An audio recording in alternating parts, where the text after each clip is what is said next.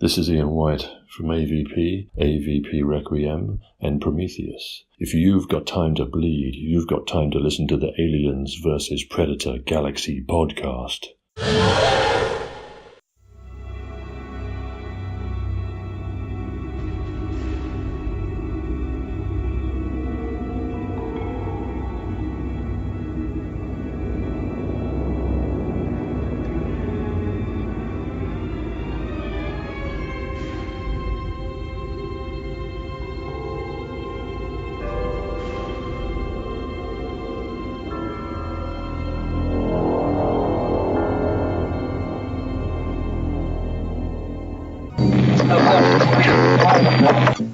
Hello everybody and welcome to the Alien vs Predator Galaxy podcast. This is Corporal Hicks and joining me are my usual partners in crime, Ridgetop. Hey everyone. And Xenomorphine. This would be me. And you are listening to episode 79, which was our first episode of 2019, so welcome to 2019 everybody. Hope y'all had a nice holiday season. Indeed. And you guys as well? Yeah, it was good for me. How about you? Yeah, kind of relaxing. Nothing really special happened for me, but another year beckons. Do you want to know what I did for Christmas and New Year's? He had a little world adventure. I did. I breached the borders of the United Kingdom and endured a horrendous 12-hour flight to go to Tokyo, which was awesome. 12 hours? 12 hours. Those are rookie numbers. And try flying to Egypt. It was like 25. I've been to Egypt and it was not that bad. Oh, well, it's a little further for me. Yeah. I imagine from the US to Japan would not have been so bad. I don't know. Yeah, that's true. But, so yeah, I went there not to do AvP stuff, but there was a severe lack of Alien and Predator over there, which disappointed me. Because it's the land of hot toys. Didn't really manage to see a lot of stuff, although I did manage to come back with the Fugitive Predator and the new Ultimate Aliens, the NECA Dead, because they haven't shown up over in the UK yet. But also, I got to go and see some cool sort of alien statue things that were outside of a club in Tokyo, in Shibuya, called Jumanji 33. They got these two. Have you seen the new Sideshow sort of statue with like the spiral tails around? Yeah, and the sort of crossed arms kind of thing. Oh yeah. The Invernicus Raptor statue, I think it's called. It's that sort of Giga pose. Yeah. So there was two of those on top of the outside of this club, which was pretty cool. I got a photo in front of that. Apparently there was another Jumanji club that had Predator ones, but I didn't know about that, so I didn't go and see covering all their bases. Yeah, why not? This is our first episode of 2019. We were actually planning on doing like a big reaction sort of episode to the read, play, watch stuff that's been going on at the minute, but unfortunately the watch announcement still hasn't happened, and I did want to get an episode out in January. So we're doing this one first. And we've hit a little bit of a milestone as well. Can you guys believe we've spent 100 hours talking about Alien and Predator? Yes. I can, yeah. It's not that hard to believe.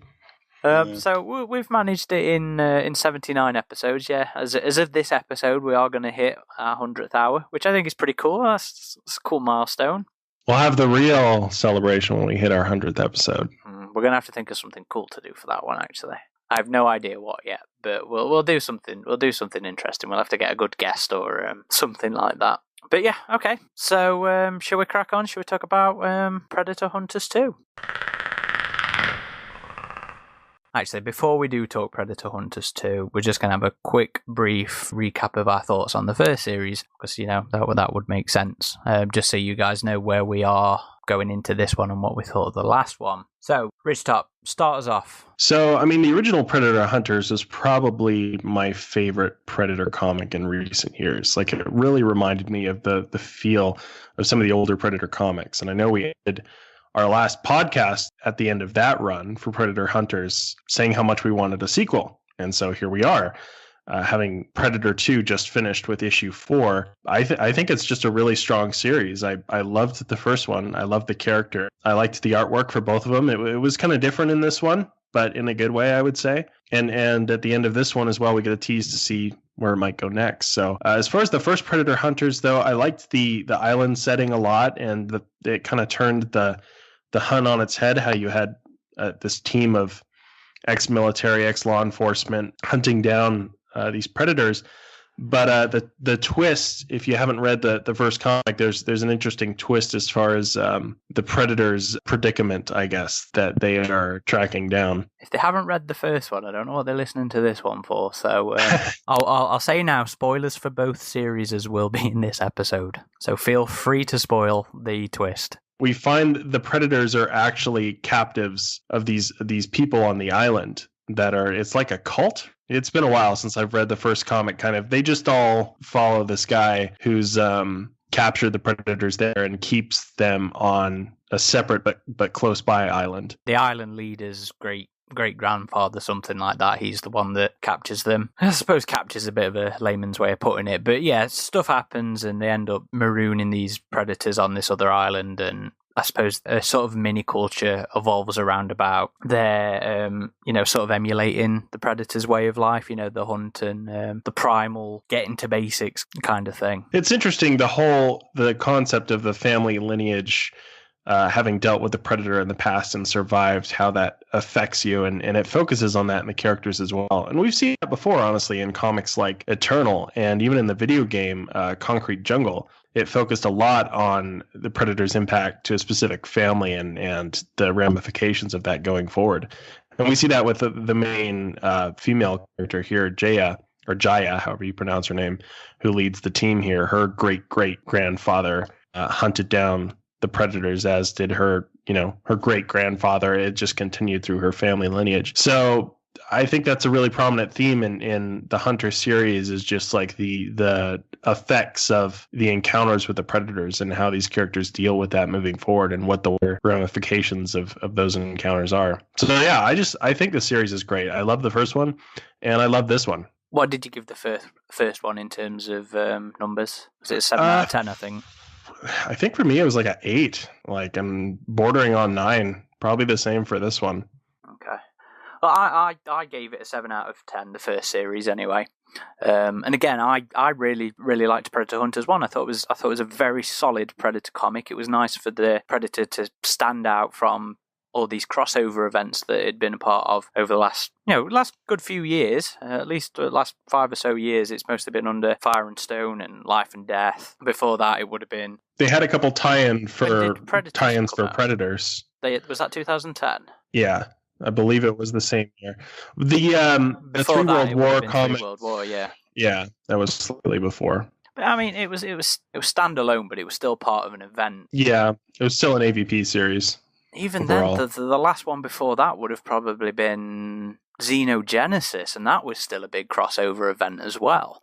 So Predator hasn't really stood on its own for a good long while. Predator doesn't get as much love as Aliens does as a franchise. Which is a shame, because it works on its own, which is what Hunters is showing. Hunters 1, like I said, it was solid. It was a 7 out of 10 for me. There was lots of stuff I liked in it, and it felt like part 1, which is what it's proved to be. Obviously, we're going to be talking about part 2 today, and they've already set up a part 3. So yeah, I hope it keeps going. I hope it stands out on its own, whether it continues as a Hunters, which I really hope it does, or whether it gets some more standalones as well at the side, like Aliens is doing, because Aliens has been maintaining a good few runs around about the same time, so it would be nice to see Predator get that sort of treatment as well, especially now that, Hunters is proving that it is good.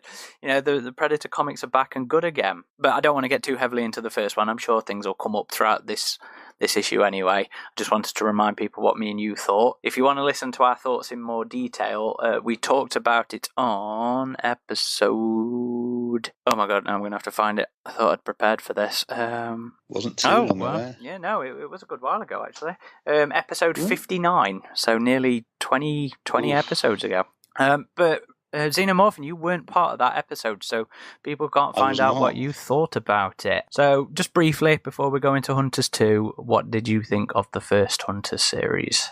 As with Hunters 2, I really like the artwork. The artwork is probably the highlight of both.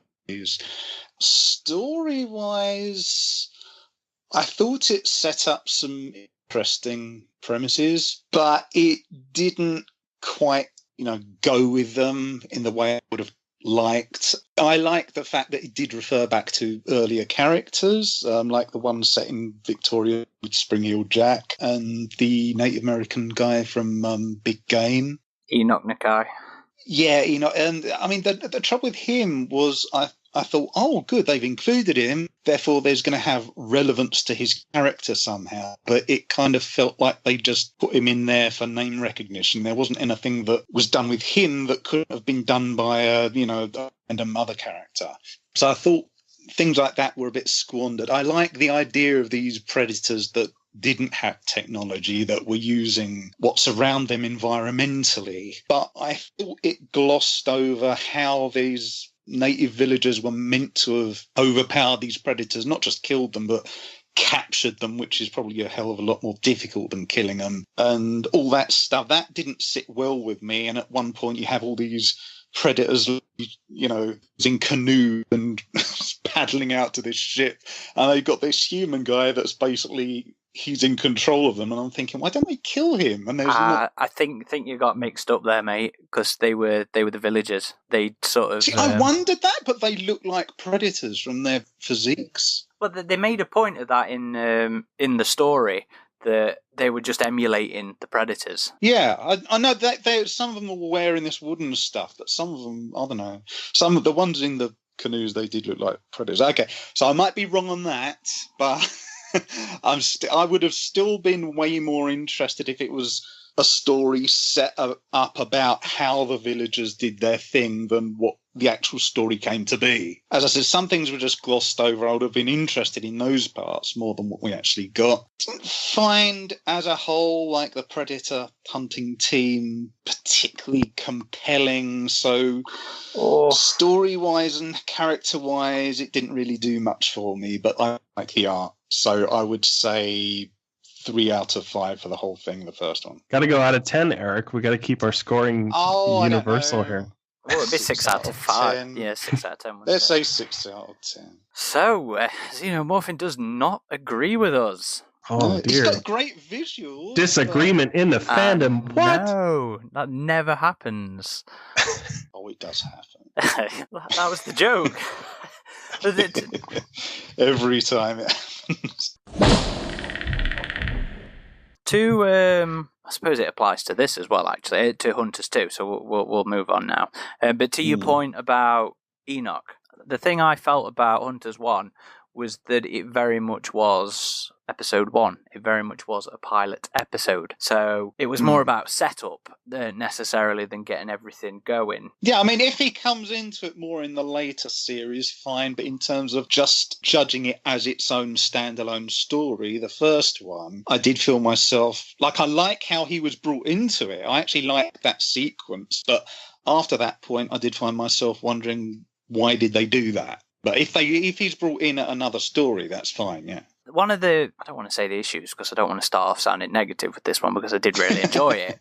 But one of the things I noted about Hunters 2 was that, again, Enoch and Mandy, I thought, took a back seat on this, in this story, which again, to me, feels like it's just an episode of a show, a part of a story, and it wasn't their story this time round. Yeah, it feels like an episodic series, and I think you're right. I think Enoch was more of a focus of the first one, but he and Mandy did take more of a backseat in this one. But you still saw some character development, especially. I think there was a bit more camaraderie and friendship between Enoch and Mandy, and you could really see it in this one. I really like where their sort of relationship seems to be going, whether it's friendship or whether it's romantic, because that moment in the first one I really loved was when they get introduced to each other and Mandy kicks Enoch's ass. Enoch's thing really in the first series is getting back in shape. He's the in for the readers in terms of this team. So yeah, I get what Eric was saying there, what Xenomorphine was saying there, so I can't disagree with that. I just don't think it's an issue for me because I'm sure he's going to get some love down the line. But in this one, yeah, they did have Enoch and Mandy did have some nice little moments together as well. I do really look forward to seeing where they go from with those guys and seeing those more of those pair. But Swain was the star of this show. So, Ridgetop, what did you think of Swain's sort of story in Hunters 2? I thought it was really compelling. I'm kind of torn about it because I wish he hadn't have died. I wish he was injured. I kind of expected that he was going to die as kind of like his redemption, but I was like, don't do that. Don't do what I expect. Like, have him barely survive, like he's proven himself to the team. Because I would have liked to seen his character continue, but still, it was kind of a fitting end because he was back in Afghanistan, and honestly, like the first and second, I guess, act. I don't know if episodes always have a 3-act structure like film. It's 4 or 5 normally, I think, in terms of TV show. But let's just say the first half of the comic, it wasn't quite gripping me as much as the first one was. But then once I realized that the focus was really on Swain and his relationship with this local boy kind of developed, like you saw a friendship with them, as well as you find out the Predator is actually the Predator that wiped out his unit when he was in Afghanistan before, because that's where his encounter with the Predator previously was, where it wiped out his entire team. And his new team, the Predator Hunters, are a little distrusting of him because they found out that his story of him facing the Predator was ultimately a lie, and he really just kind of hid and let the Predator kill his entire team. So there was kind of a feeling that Jaya kept reminding him of, was like, you need to prove yourself here because what you told us was a lie. And he did. So I thought that arc was pretty compelling. I just wish he would have survived it. See, I wasn't expecting the death, to be honest, nor was I expecting the reveal that this Predator that we'd been seeing throughout Hunters 2 was the same one, which I suppose counts as this series' twist, I suppose, do you think? Kind of. Yeah, I mean, it's not like a big turnabout like I suppose Hunters...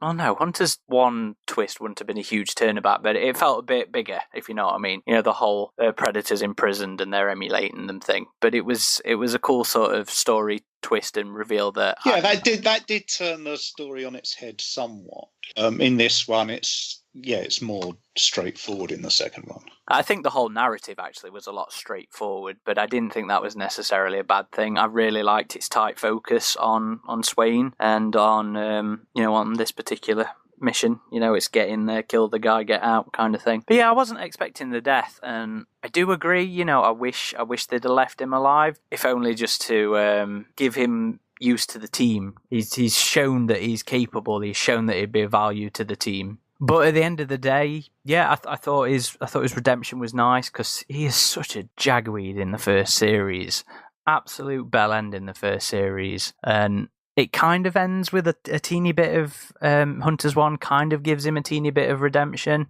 in when he pushes one of the Predators off the cliff, but this one just goes full out, and he's so guilty about it. He's so guilty about surviving, and I liked it. I thought it worked well. I especially liked his relationship with Atal, the injured Afghan boy, because you normally find kids annoying in adult quotation marks in adult franchises. You know, we got that recently with the Predator and what's his face, Jacob Tremblay's. I can't even remember the character name. Rory.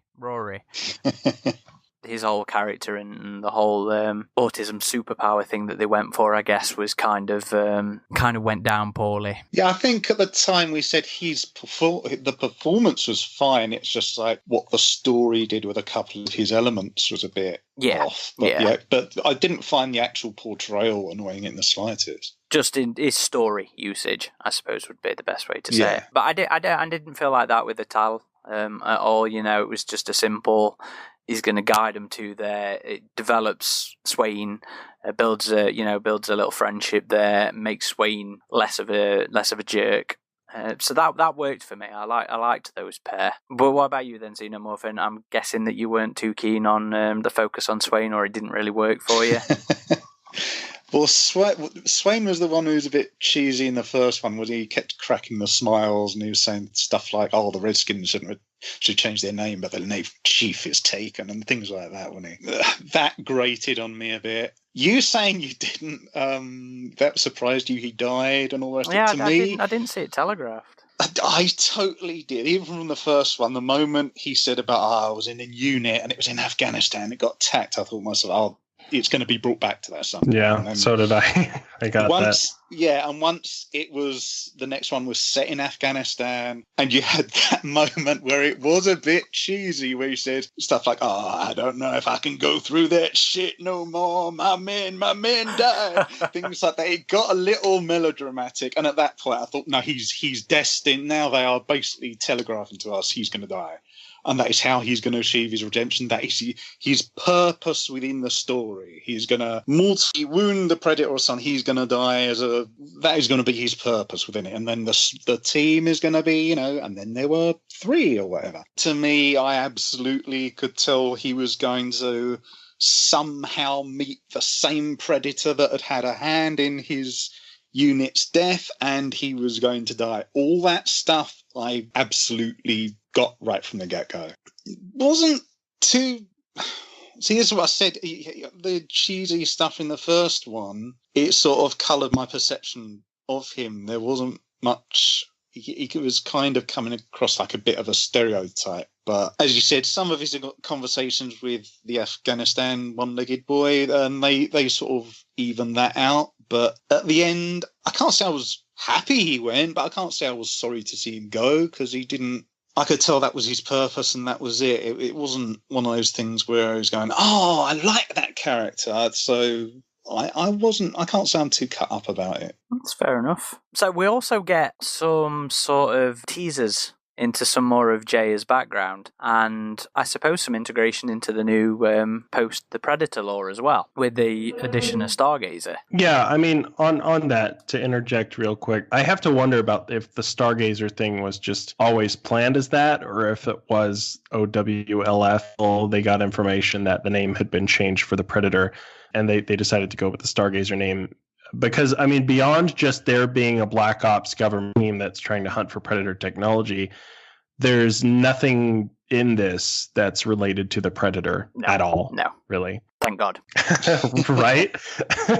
But with it just being the Stargazer personnel, I didn't mind that. When we talked about the Predators, the Predator, Hunter, and Hunted, we liked that. We liked the Stargazer stuff. We liked the Reapers. So just integrating into that kind of stuff, I'm perfectly fine with. I do not mind seeing more of Stargazer. And I guess I felt like it teased Jaya having, some familiarity with this particular guy. It didn't really go into that because she obviously recognized this guy. And that was never really explained, except that she knew what Project Stargazer was, and she was trying to stop the acquisition of Predator technology, even though her family had benefited from that at the past, which is also kind of curious. Like, at what point did she regret her family's heritage and the benefits that she herself has reaped from the sale of some of that technology? She specifies it wasn't military kind of technology, though. Exactly. So if that was the case, then why is she feeling so guilty about it?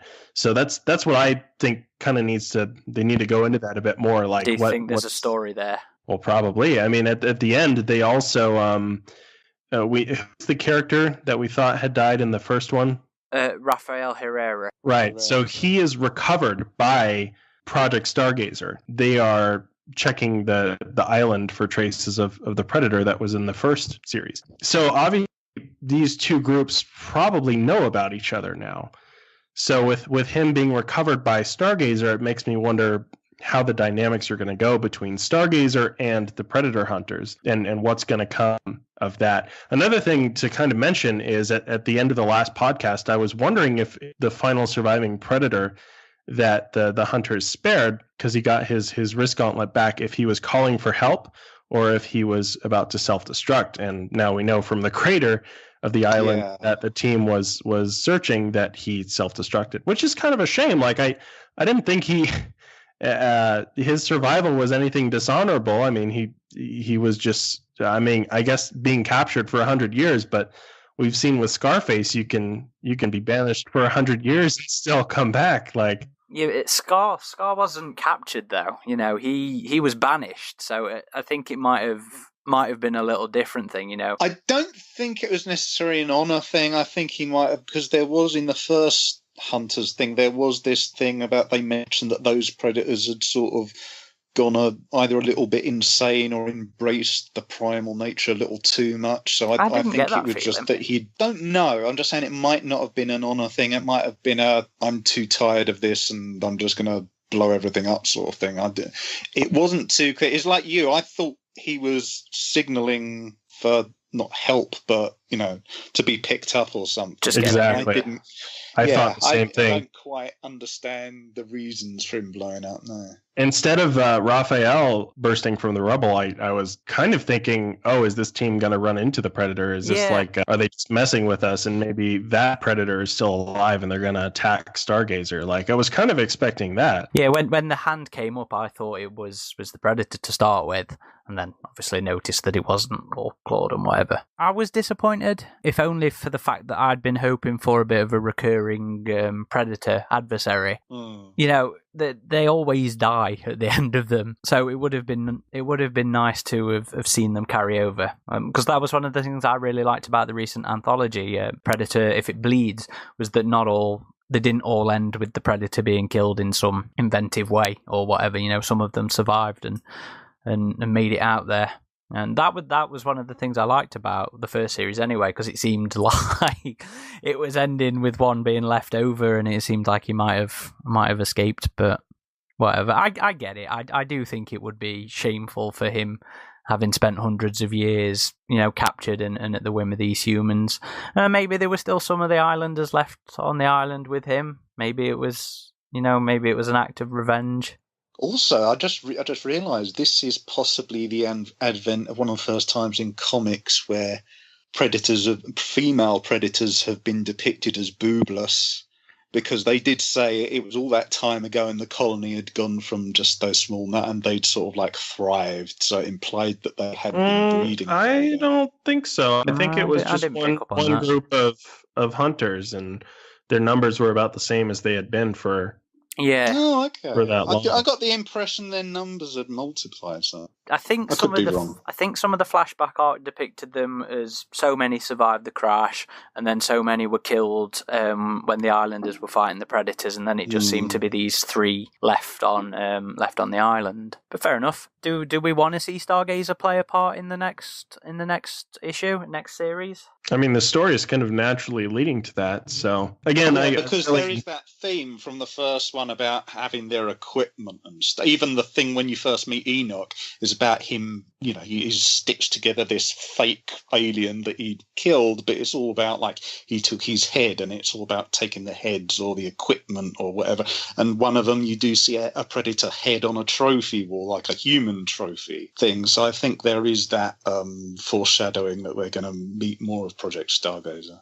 I just hope, and I'm sorry to those who liked the Predator, I hope they keep that movie as its own thing, and that those story elements don't get into this series. That's just my personal wish. I mean, of course, it's up to... You mean the hybrid stuff or other stuff? Yeah, that and details about Project Stargazer. I just thought it was a little comedic how Stargazer was run, unrealistically so. Yeah. In the Predator.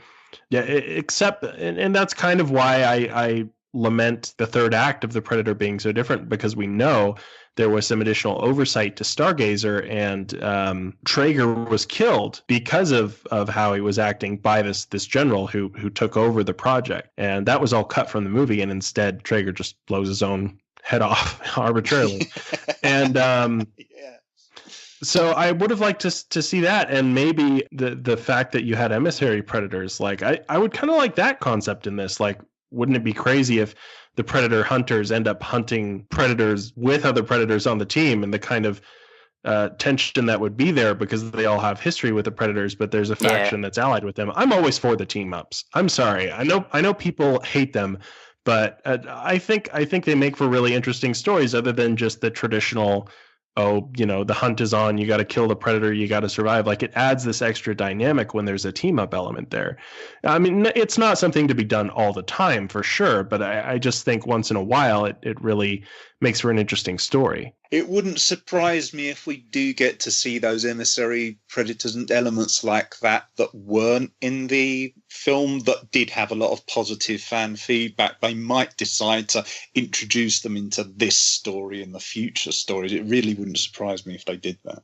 I would be totally up for that. I mean, let's not give them cargo pants or camo pants or whatever, but you know, I thought those outfits were kind of cool. Everyone railed on them because they were early just set photos, but I think once we saw some of the behind the scenes stuff that ADI did, they looked like military outfitted some predators that were allied with them. Like, it didn't look ridiculous. No. Well, to be fair, they did look a little goofy. ADI didn't dress them. Let's just put that out there. That was the costuming department. Right.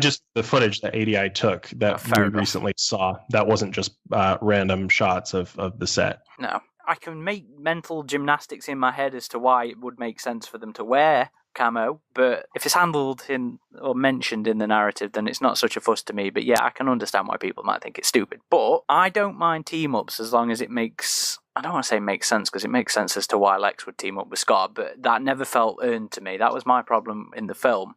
But if, you know, it was introduced properly into another Hunters series down the line, I'd be totally up for it. I'd love to see it. Because like you say, their personal history with being Predator survivors would make that so interesting. Just the tension would be amazing if they rolled with it, you know, if they played with it. So I don't think the chances of seeing that are unlikely.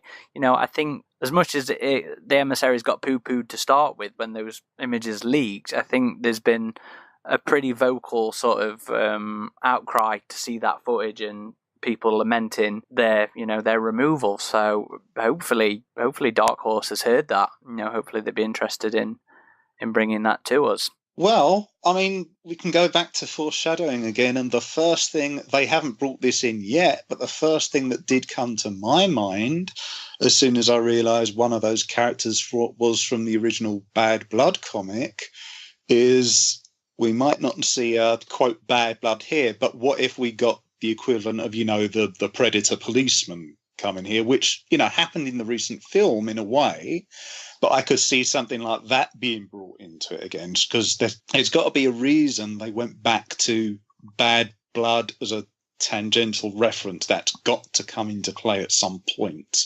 And how they would do that, it would make sense for one or two of elements of that story to be toyed with in a different way in here.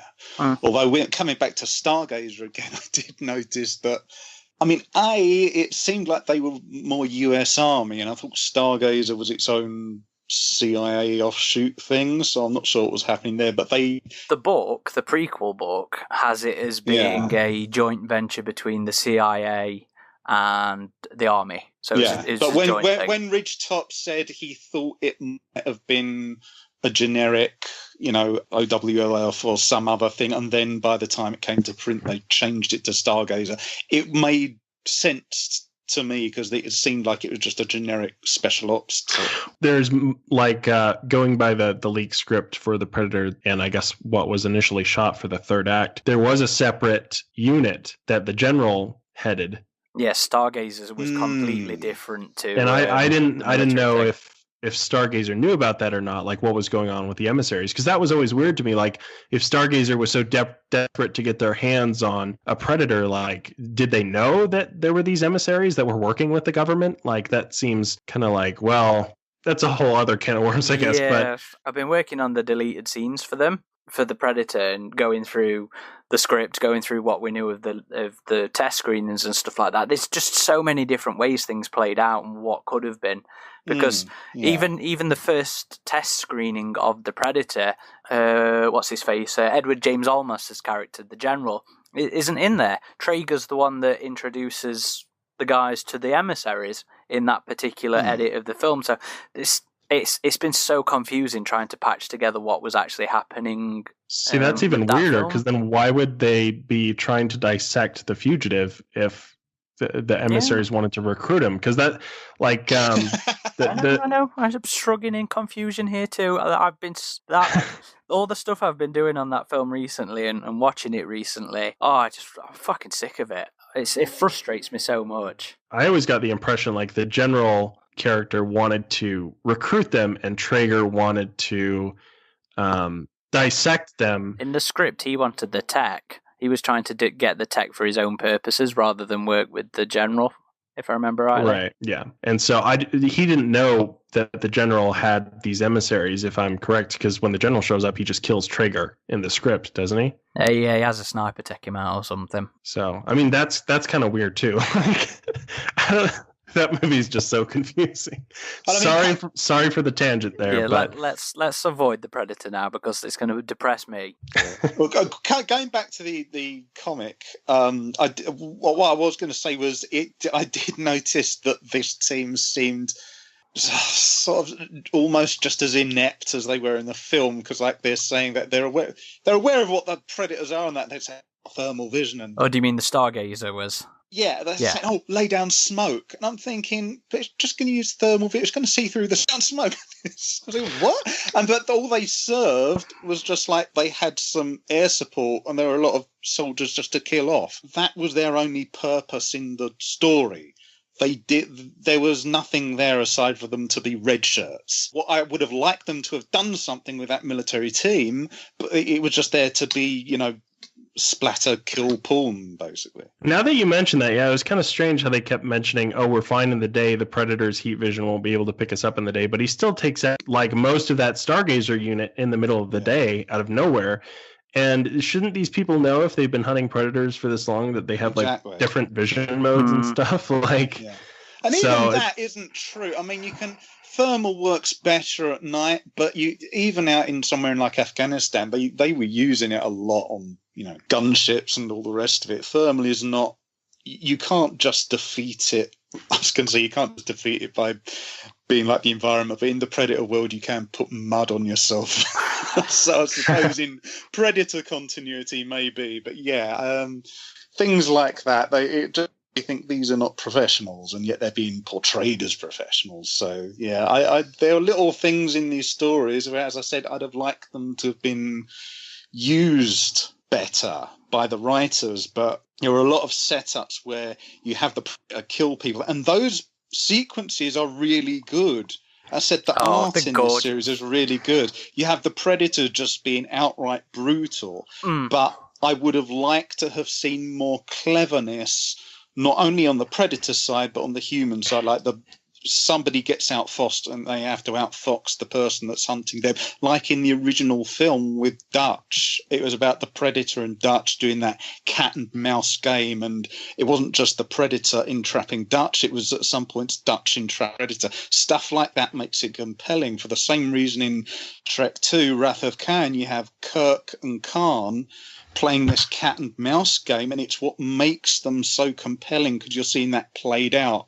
Whereas in the more recent Star Trek film, you never have anything like that happen at all. It's not as compelling. We don't talk about Into Darkness. That film did not happen. But I would have liked to have seen, you have this military team that's all suited up and all the rest of it. I thought, oh, great, they've been hunting predators all this time, or trying to.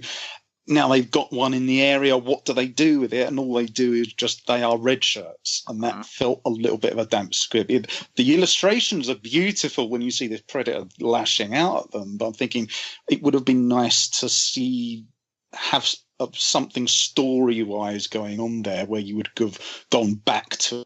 Because if you don't have that, all it is just a nice sequence of, coloured drawings where it has the predator killing someone, but it's not reason to go back and reread it again. Yeah, I really liked the art in this. I could still recognize all the characters, even with the art style change, so that was good. The was perfectly fine, I thought. Yeah. But the art was a lot more, I'd say, aggressive and raw feeling in this one as opposed to the first one. Yeah, definitely. Both series had great artwork. I don't really have one that I like more than the other. It was just different. Like, it took me a few pages to warm up to initially. Things are a bit exaggerated here and there for dramatic effect, but it doesn't get to a cartoony point like we kind of saw with AvP 3 World War or anything. It's still very much in line with what we have come to expect from the last issue, but it takes it in its own unique style here, which I very much enjoyed. It was very sort of heavy on the blacks, I thought, but I thought that worked for it quite well, especially in terms of the mood and stuff. But I would say I think I preferred this. Don't get me wrong, I love... Oh, God, I always butcher his name. Velacasso's artwork in the first one. Francisco Ruiz Velacasso. I really enjoyed his artwork in the first series.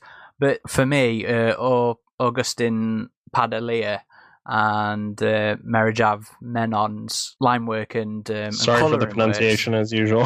As usual, their line work and their colour work in this was fucking phenomenal. I don't think the Predator has looked this good in ages. I really don't.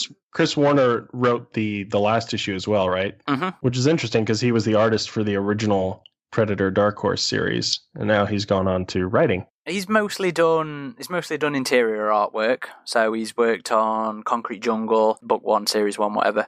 The Bloody Sands of Time, Bad Blood, the original AvP War.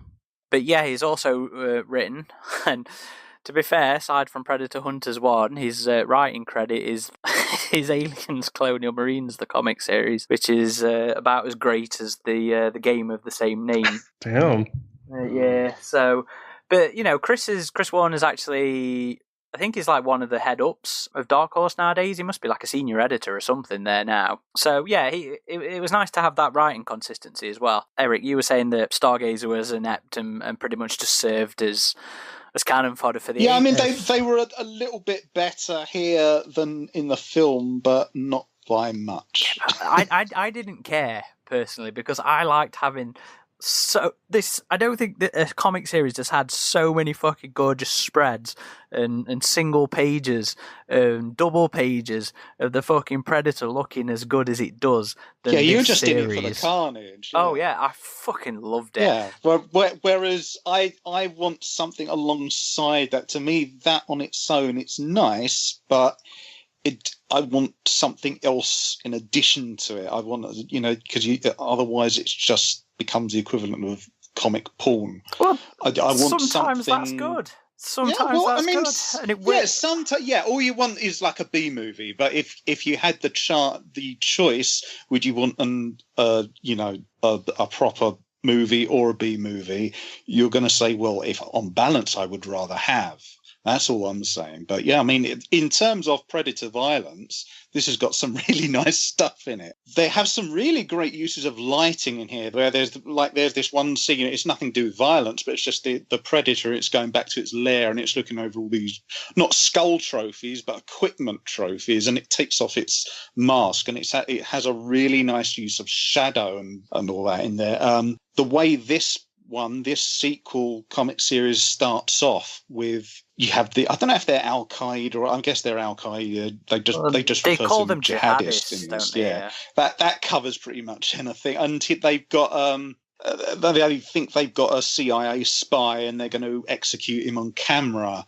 But a Predator intervened. It reminded me a lot in that sequence in Predator 2 where the Voodoo gang are killing this guy where they're putting paint on him and the Predator intervenes. It reminded me a lot of that. And all that sequence, this starts off really strong. It has that happen. And then it, like, once that scene ends, it switches to another thing. But you have these scenes where you're just seeing what the Predator is doing. And you have this sense of dynamic inertia about it, but you're not necessarily seeing the Predator. But I think that works really well because what that does, that captures the atmosphere of what it's like to be under attack by a Predator. You don't know where the attacks are coming from, but they're happening and they are just outright slaughter. And this particular art style does that really well. And what you said earlier about the, I think you mentioned the color palette or something. I did feel in this one, it's taking place in this, Afghanistan. It's this arid, almost lifeless mountains and stuff. There's something about the color palette on this which it makes you feel that. I don't know what it is, but it does make you feel like you're out in this hot, windswept environment where nothing wants to grow sort of thing. But yeah, the art illustration, I can't say enough good things about the art illustration in this one. It communicated the atmosphere even like the emotions of the characters, there's something about it communicated all that really well. Even if as I said, there are certain things about the writing I would have liked to have been different, but the art style was really impressive. I have to say that. I in particular really like the pages were never boring to me. Yeah, visually, yeah. Yeah, I have an issue with. I don't want to pick on tie-ins, but it's always tie-ins that I notice it in. So, there's a perception as tie-ins as being lazy cash grabs. I've been reading the newer Stargate stuff lately, and that is the sort of impression that the artwork in that gives, undetailed backgrounds, drab colours, just, serving as the background, and it looks lazy, and it does look like you definitely get a sense in this one. You get a lot of detail. Yes, exactly. Like the trucks that are driving along and the villages and stuff. You have a lot of this little tiny details that really help to convince you that it is what it's trying to portray. And even with like the landscapes and stuff as well, all the mountains and the different shades in the sky as the sunset and stuff like that. I like that attention to detail. I love it. So that was another point for me in terms of this one. There was a few things I wanted to bring up that we quickly breeze past, and I have to try and remember to go back. Always to them. The way. So we mentioned vision modes earlier. This should only be a little comment because I just want to see if you guys noticed it. We mentioned the vision modes earlier. No, the Predator doesn't use a load of vision modes, but there is one quick panel after he loses his mask where it shows you the original sort of red, unfiltered Predator vision from the first film. Did you guys pick up on that? Yeah. I missed that one. What part was it by? That was issue 4, so that was when the Predator was fighting the hunters in the cave. It was just a quick panel, but that was a nice little moment that I thought was cool. Ridgetop, and you call yourself a fan. I know. I missed one little glimpse at a page. Terrible. It was a nice callback, though. I'm like, I don't know. Like for me, personally, I know it's not correct canon, but I was always, since I like played AvP and AvP2 on PC before I ever watched the movies, I was always like, oh, Predators just see normally, like they don't see in all red. Like, so when in one of my criticisms, I was thinking to myself, someone who grows up with this game is going to think they see just like we would. And you just proved my point exactly all these years. So the personality, though, of the Predator. So I wouldn't say we got a great deal of it through. I mean, we see how badass it is through all the slaughters and stuff. And yes, it would have been nice with the character moments. But I enjoyed seeing how formidable this guy was. But something I picked up on was how much this particular Predator seemed to make a use of mimicry. I don't think that's something that ever really gets used a lot of, but this particular guy really seemed to like taunting people. Did anybody else pick up on that one? Yeah, no, I thought it worked pretty well. Yeah, it was interesting how, when he pulls out the knife and his Texas style, like there were those moments, and when he was taking out the, what would you call it, the jihadist groups, and they were all, thinking he was a demon and stuff, and he was kind of like taunting them with that. Like those moments were pretty cool for sure. But yeah, this Predator did not have as much character development as I would say the 3 did in the last one. But at the same time, I thought that was okay for this story. I mean, it was more focused on Swain, and we just knew this Predator was like super deadly with how many trophies we saw he had taken of people in the area, as well as this guy's old team. And when Swain went into the cave where the Predator was hiding out, we also see a Predator ship in there, which was cool design. Like it was different. You know what that reminded me of? That reminded me of not the version we saw in the film, but have you ever seen concept art of the original dropship design from Aliens? It reminded me a lot of that, actually. I don't know if that was on purpose, but yeah, it seemed to have the same sort of shape and contours to it. It kind of reminded me of Mecha's version of the Predator 2 one, with the insectile sort of detail into it. But yeah, like you can tell he's been camping out there a while, which makes me wonder if like he's been there since Swain's team got eliminated, or he probably just visits and that's his vacation spot. Yeah, I think that was the implication. It's either it's been there since then, or that's where it regularly goes. Although you also get the sense that it hardly has anyone to actually hunt there. That was my only thing of it, because it did feel pretty lifeless as an area. let's actually talk about that setting then, because I don't think I'm alone in having said this in the past. But I said how much I would have liked to have seen the Predator in Iraq, in Afghanistan, in the Middle East, whatever. It's in our lifetime. It's been a big area of conflict. Well, we last saw it in the comic Sand Trap, right? Yes. It came out with that DVD set. As far as I can remember, that is the only time we have ever actually seen the Predator in the Middle East. I think there was supposedly a outline for an AvP 2. I think in Eternal that there was like a scene in it, but what you mean when he sees the thing crash? No, the journalist, I believe. Oh yeah, I guess. When her partner gets killed. That's barely in it at all, though. Right. But the story doesn't take place there. Yeah. So I was really, really pleased to see an entire series take place there, because I think the Predator, I think it's a good locale for a Predator thing. So much conflict is there, which sucks in the real world, but for our fictional hot zones, I thought it was really cool, and it won points for me for that one. By you guys. Yeah, no, it was cool to see, and I need to go back and read Sand Trap as well. Like, that's a rare comic, and I wish Dark Horse would just release it digitally now, because a lot of people haven't read it because it only came out with that one set. So no, it was a cool location to see. Obviously, it wasn't quite like we weren't focused on the military in this one, even though we saw a bit of it with Stargazer. It was interesting to see their stealth choppers too. They kind of reminded me of the ones from Zero Dark 30, if you guys have seen that movie. But those were kind of cool looking, even though they got taken That's out what they by the used Predator in the quick. Bin Laden raid, didn't it? They have like stealthy Black Hawks. Yeah, they are. What about you, Xenomorphine? Were you interested in the setting at all, or did you prefer the jungles? I think, and in terms of a Predator film, jungle will always work better just because of the themes there is. It's it's to do with hunting, it's to do with going back to nature, etc. Anywhere to do with the desert is symbolically more lifeless. However, I'm like you guys. I've said for a while now that providing it's handled right, I would like to. It makes sense for it to be drawn towards zones of conflict, and that's not just Afghanistan and Iraq. The Israeli border would make total sense with the kind of stuff that goes on there.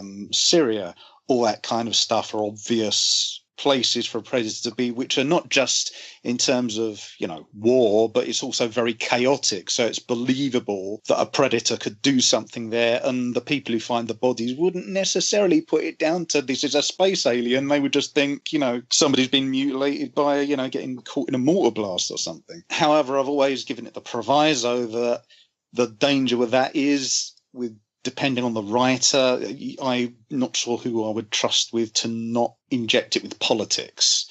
There are a couple of points I noticed in this. There were a couple of little political digs. Yes, the American healthcare. Yeah, See, I thought that was good. You don't always have to avoid politics. Yeah, but okay, let's take that one for example. There were the two that came to mind was the guy in the truck saying, this is the graveyard of empires, and he bundles in America and Britain as, you lost, where no, we actually won our objectives. It was about what happened afterwards. And the thing about the kid where, okay, that's more like a Jon Stewart joke where he says, I can't take you to America. I want to go to Canada where there's good healthcare. A little kid in Afghanistan is not going to think like that. He was a smart kid. Like, that was the whole his character dynamic. I've got a real world example of this. There's a book, I forget the author's name, but it's called Love My Rifle More Than You, and it's about a female infantry. She's an infantry man, but I suppose infantry woman in the U.S. Army in the I think she's in the 101st Eagles or whatever. But anyway, it's about her experiences when she was called out to Afghanistan, and she recounts this story of this little kid. I forget if this was in Iraq or I think this was in Iraq, and this little kid he's like going up to a unit, and they give him chocolate and stuff. He's like one of their little friends in that, and he asked her, because she was one of his friends at this point, how much do you make being in the US Army? And she says, I earn this much. And because to him, even he's in relative poverty, and she says his eyes widened, and he was like, I'm going to do that. And she says, no, I'm not rich. And she broke it down for this kid, and she pointed out, I have to pay this much on my mortgage, I have to pay this much on groceries, this much on tax, this much on fuel, this much on blah, blah. And by the end of it, the kid who I think she paid him for something he brought to them or something, and he actually gave her the money, and he says, "Here, you need this more than me," because he recognized that she is employed in a Western military, but because she has so many expenses, this little kid thought, "Oh, America, it's the land of opportunity." And when she broke it down for him, he just went, "Here, have this money that I got. I'm in poverty. Here, you have it." A little kid is not going to think in terms of, oh, healthcare and legal whatever. They don't think in that way. So I got it as a little joke. Let me jump in here. So, not to get into the subject too much. But I think there's nothing wrong if they want to throw a little politics in, but it's always a balance, right? You see it with some companies. I don't think they go far enough in exploring the political ramifications of something. We saw this with Ubisoft's game Far Cry 5. Like, a lot of critics said this whole setting, this whole premise is very ripe for some political exploration here, but they didn't go with it. Maybe they were nervous about, offending the wrong people or something. But I feel like, you have creative types like writers and artists who naturally have political feelings about things. And if they want to interject some of that, I don't see any problem at all. The problem is when they take a franchise story and they use that as a platform for politics. Yeah. But that's when it goes a little too far. But if they want to put political messages or political explorations in stories, or depending on what the story demands for its premise and some of the settings regarding that and the dynamics of the story, it can have its place. I think it can be done right. Yeah, this is what I'm saying. There were those two little things. That's why they made me cringe. But because they were, relatively small, they were little moments. Made me cringe because I was thinking in terms of that's not how a little kid would think. Not in terms of, it goes against politics or whatever. But I was just thinking, he's a little kid. He wouldn't think like that. But they were like few and far between. Whereas if it was something, like I said, like set in something like Israel and the Hamas stuff and whatever, I could see it would be way too much of a danger for someone to politicize that story. Here, you don't really get that. So this is what I'm saying. That's all it is. Exactly. That's what I'm saying. With this, I was worried about that. But because it was only those two little things, I was actually relieved. So this one, I would say, did it right. And I also said before that, and we've talked about war zones, how this one started off with the someone being taken as a hostage and they're going to decapitate him live on camera. That is actually one of the ways I've said before is that's how a Predator story could start. And they actually did it here, and it worked really well.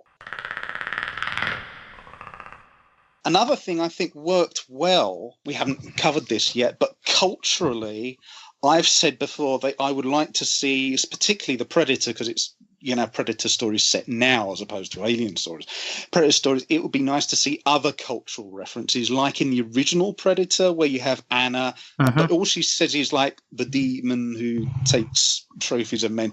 In this one, you had this thing where the locals kept referring to it as a jinn, which in Islamic culture worked really well. The only thing I would take exception. Oh, and the other thing was I thought worked really well. You did have this sequence where it was a jihadi fighter, and he's been chased down this cave by a predator, and he's under attack. You do actually see in his language him actually reciting an Islamic prayer, which I thought was a really nice touch, because it gave you that insight that no matter where we come from, if you're being hunted down by something, we're all in the same shit. But the thing about the jinn I thought worked well, and it didn't, because it was a funny joke. It made me chuckle. Well, the jinn in the bottle. Villages and towns. Yeah, the gin in the bottle one. Oh, yeah. They were throwing it as a gin. I thought that worked for them. But Atul was his name, I think. Can't remember. The boy, yeah. Yeah, and he gave strong hints of knowing it wasn't, from his perspective, he would know it's not a jinn, because the jinn are considered creatures made out of fire. They've got a lot of attributes that all the things that the boy was describing he'd witnessed, he would know culturally, hang on a minute, that's what the grown-ups are calling it. I know they're he should have said to them, well, they think it's a djinn, but I know it's something else. But he kept on referring it to a djinn himself, which I think is something I would have liked to have been changed. But the fact they were doing that, they were giving another cultural reference to what ordinary people would perceive as what the predator, because it's not so much seeing the predator, seeing what the predator does. They're seeing the aftermath of the predator, like Anna did in her village. Whereas the little boy, he's seen what the thing actually is. So I think he should have realized there's a difference. But yeah, the things like that, I thought culturally and environmentally they did it really well. I also thought it was a nice touch where they said that this cave system it was hiding out in, that was where the Taliban or whatever, they'd vacated it had killed a lot of them, and they kept on trying to take it back.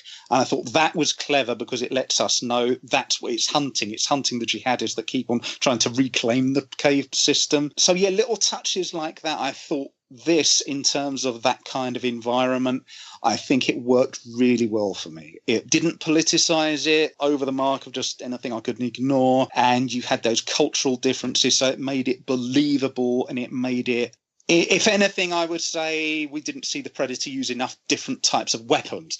But in terms of, what they did with the setting, I thought it actually worked really well. Yeah, I will say the climax was a bit quick. I mean, it was interesting how he was taken out in the minefield, but I would have liked to have seen that play out just a little bit longer. Yeah. But it might have allowed more of the cat and mouse kind of thing that, Xenomorphine was alluring to earlier, because this was one issue shorter than the first series. The first series was 5. Was that 5? Yeah. Oh, yeah. I felt. Yeah, I thought the other one was 4 too. Yeah, I noticed it. I noticed this story felt shorter. Could have used another issue, in my opinion. I was surprised going into 4. I was like, "Oh, it doesn't feel like there's enough room left to wrap this up." So yeah, I can completely understand that feeling of rushness to the climax. But in terms of him, in how he took out the Predator, what did you think of that? Like I said, it was kind of a cool idea how this kid knew about this old Russian minefield, because one of the mines had blown off his leg and he had taken it upon himself to mark where those mines were so it wouldn't happen to anyone else, which, of course, that was a really, I guess, noble development of his character there. And the Predator wouldn't know there were mines there, I would assume, so that it made sense that he would just stumble on one. But it just happened a little too quick, I thought. That they just lunged at each other, the Predator stepped on a mine, and that was that. Like I said, Swain deliberately set one off. He stood on one, waited for the Predator to get close to him, and then stepped off the mine. Oh, I thought it showed the Predator's foot on the mine in that panel. It was Swain. That was his redemption. It was him blowing himself up to take out this big baddie. Yeah, I thought it was just the Predator, that he was trying to lure the Predator to step on one, which would have probably been the smarter course of action if he wanted to survive. But... That's what you get for reading them 5 minutes before the show. Yeah, I know.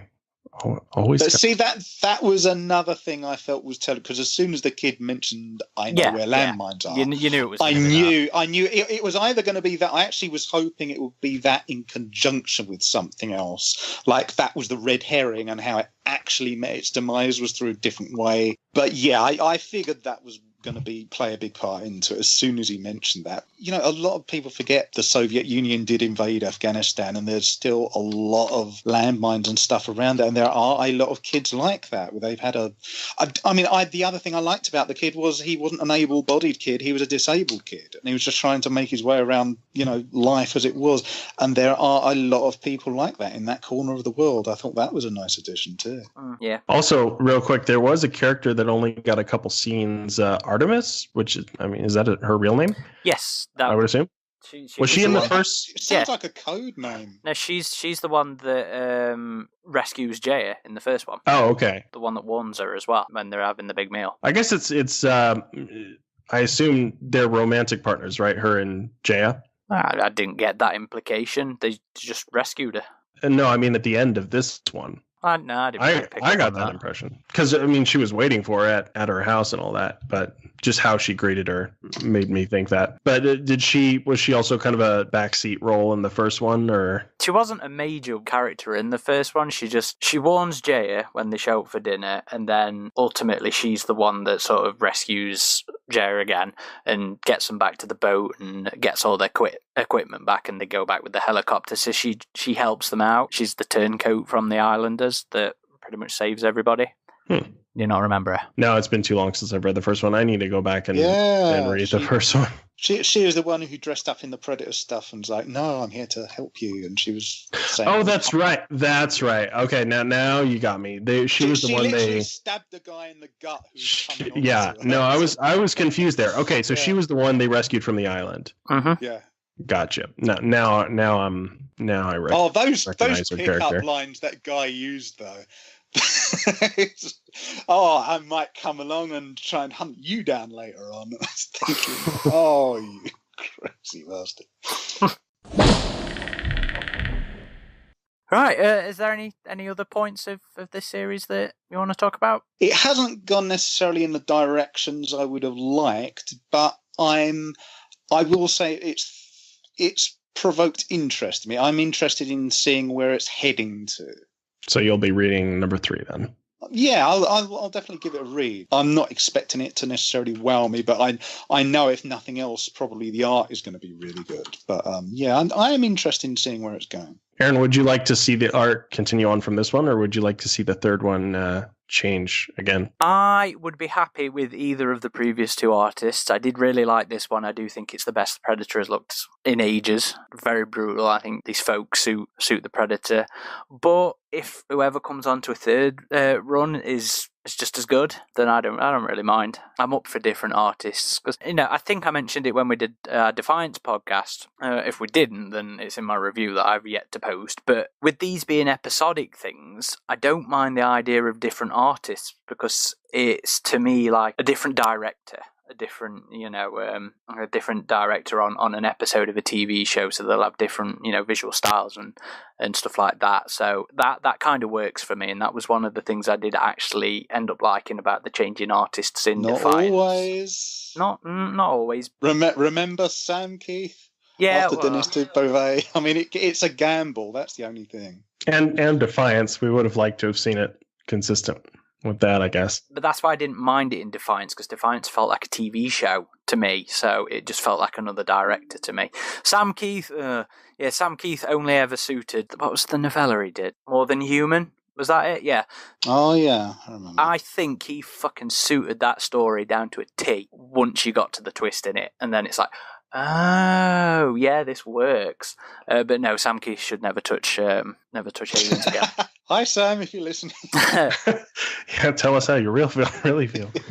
I don't think anybody's ever shy about their dislike of Sam Keith in Alien. Every artist has they've got to be utilised on the right material, but unfortunately, it's that Earth War was awful. I don't think it played to his strengths. To be fair, any artist coming in off the back of Dan Bouvet was going to be in for a hard time. Let's be honest. I don't know if it had been someone like John Bolton, that would have mixed perfectly well with that. Did Bolton ever do any interior artwork? I thought he only did the covers. Didn't he do Sacrifice? Did he do Sacrifice? I'm pretty sure he did. To Google. No, Sacrifice was illustrated by John Paul. Oh, okay. Completely. He inked and coloured it. I thought it was Bolton as well. Okay, I'm wrong. But I mean, an artist like that, if he'd done Earth War, I think it would have been at a completely different visual tone. Yeah, John Bolton has only ever been a cover artist. Female War, Noose Tale, Kidnapped, Deadliest of Species, pretty much all the library editions of the Alien stories, and quite a few of the novels as well. Yeah, it would have been interesting seeing some interior artwork by him. But yeah, it's a fair point, if the artist suits it, yeah. Yeah, it's got to have the right tone for the right artist. But I don't mind the idea of moving away. I mean, I'd be happy if they returned, but assuming the new people are decent, then I'd have no problem with it. So not to end on too much of a negative note here, but I do hope we see the Predator expanded universe can continue as it has, even in the wake of the Predator being as divisive as it was. I would like to see a sequel to the If It Bleeds anthology novel. I thought that was really great. Yeah, and Brian was working on one, but it does sound like the reaction to the Predator is making them take a pause with it, I suppose. Which it shouldn't. The expanded universe is its own thing, and one I suppose to some extent the success of the films will influence the success of the expanded universe, but not exclusively. I don't think so at all. No, I think the series as themselves and the books themselves should be judged on their own merit in terms of that. You know, I hope Hunter 1, I hope Hunter 2 have sold well enough to make them keep doing the Hunter series, and I would hope that if it bleeds as sales, which I believe were pretty good, should be enough of a judgment for them to do another one. Yeah, but we're looking at this as fans. In terms of a company and executive, they tend to look at, there's a bit, we took a huge financial loss there. Should we invest more? Well, that's the let's point. Reevaluate. Yeah, we want these things, the expanded universe, to have done well enough exactly. to They keep should going. be judged separately, but I can understand why there might be a hold off financially. There shouldn't be, but that's because we're looking at it in a more enlightened way than the people who actually hold the purse strings. Than the people looking at the numbers. Yeah, that's how they look at it in a different. It's not the way it should be looked at, but unfortunately, it is the way it's looked at, and it can often do them more harm than good because they can often shoot themselves in the foot. They can obviously overlook certain things that would make them huge amounts of money, but anyway, that's how they do it. Yeah, I'm with you, Ridgetop. I hope there's a number 3. The end of this story obviously sets itself up for a third one. Reaction to this seems to have been relatively good. So yeah, I hope there's another one. So last sort of scores then. 8 out of 10 for me. I liked it a bit better than the first one just because it was a little more focused, and honestly the Predator has never looked this good. Or it hasn't looked this good in a long ass time in terms of the comics, so that's why I bumped it up just a little bit more than the original series. But keep them coming, keep these characters coming. Let's keep developing them. Let's actually build on their histories and on what's happening to them now. 8 out of 10 for me as well, but on par with the first one. 6.5 out of 10. We should have gone after Xenomorphine. Slightly better than the first one. Be sure to let us know what you thought about the series as well. Any rebukes to points we've made or any points you want to bring up, throw them in the thread, throw them on the Facebook post, reply on Twitter, whatever. There's so many different outlets to listen to this thing. Whichever outlet you're listening on, just, let us know your thoughts. We're always happy to hear back from people. If you want to drop us an email, again, same reason, or just to share your general thoughts, you can let us know on podcast@avpgalaxy.net. We're available on all the usual social media outlets. We're on Facebook, we're on Twitter, we are on Instagram, we're also on YouTube. We've been doing some Let's Plays of AvP Requiem on the PSP recently, so those are all, as of recording, we haven't finished the game, but 2 of the routes should be up by now, so head on over, check those out, check out some of the lore videos, and again, if you like what you see, let us know, subscribe, keep an eye out. We'd like to do more with the YouTube channel, keep in touch with what's happening, to keep up to date with the uploads, hit that subscribe and hit that alert button. I guess that's that. Thank you everybody for listening. This has been Corporal Hicks. Ridgetop. Xenomorphine. Get into the chopper. Get into the chopper. Get into the chopper. Get into the chopper. Get into the chopper. Get into the chopper. Get into the chopper. Get into the chopper.